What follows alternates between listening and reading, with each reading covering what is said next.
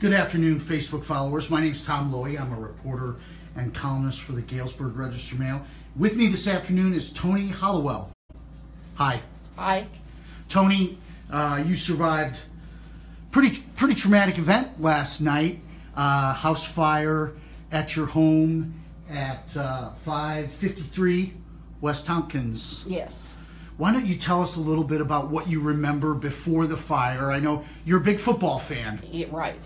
So you watch football all day, and the day before actually was your 80th birthday party. Yeah, and I watched college football during the day, and then got ready for the party and had a big birthday party at the Kensington that night. And I got home about 11:30 or so, maybe, and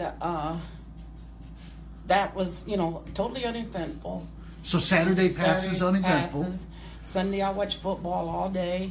I'm watching Seattle and Philadelphia play, and I watched it till the end, and I was sitting in my recliner. Were you rooting for any team? Not really. Just enjoying football? Just liking football. Okay, gotcha. Liking football. And because the Bears weren't playing, I'm a Bear fan. Okay, yeah, and you can't be too happy watching those games. Not right now. Okay, fair enough. Anyway, I start dozing, and I had my babies sitting with me in the chair, my Yorkies, and I heard a noise, and I said, I need to sit up anyway, because the first noise I ignored. I said, I thought it might have been a cat. Right. And I sat up, ate a piece of candy, drank some iced tea, and I heard the noise again, and I yelled at Sandy. I said, are you expecting company? Somebody's on the back porch. And she said, no, I'm not. And I said, well, go check the back porch anyway. And I said, but don't open the door. And so she got up, and she was kind of befuddled because she was in a deep sleep. She was deep sleep. And this is your house guest, Sandra Thompson, friend of yours. Right. Gotcha.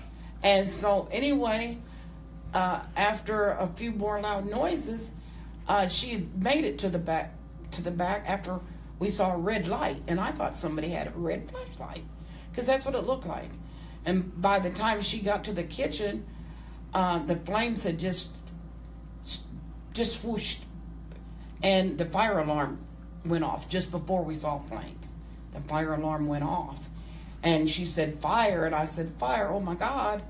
And I got flustered and tried to call 911. I couldn't even get the numbers in my head right. It's a very panicking moment, I imagine. Oh, exactly, it was. And I had two phones in my hand, because I had my landline and my cell phone. And I finally got them called and got out of the house and sat on the front steps, which probably was dumb. And this young kid that lives up the street was driving by, and he told me, you got to get off of this porch. Yeah. By that time, I'd got out. He walked me out to the steps by the sidewalk, and I sat out there until the police came, and they were there right away. And they told me, ma'am, you gotta, you can't sit here, because the fire trucks were coming and everything.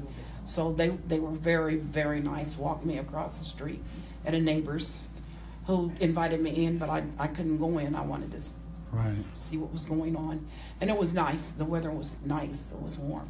I was barefoot and forgot a jacket, forgot a robe. I just had on a t-shirt and pajama bottoms. Both dogs got out okay. Both dogs Sandra got out okay. Sandra got out okay. You got out okay. Right. The interior of the house, to look at the front of the house, you might not realize not it. exactly. But the interior of the house is they were gone. there till 4 o'clock this morning. Right. They told me. Right. So,